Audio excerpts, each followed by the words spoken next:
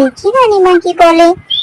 জানো তো, আমার এই রূপকথার দেশ খুব ভালো লাগছে, আর এই চাদরে চড়েও খুব ভালো লাগছে।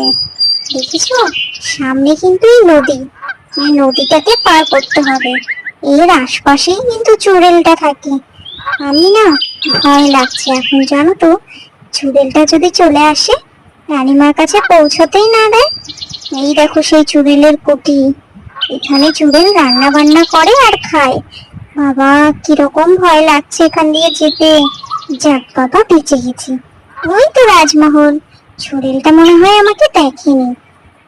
আচ্ছা, রানীমা যে চাদরটা দিয়েছিল, হয়তো সেই কারণেই আর টের পায়নি আমাকে। নমস্কার রানীমা।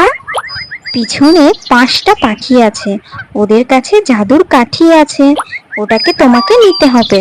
তুমি চলে যাও তাড়াতাড়ি।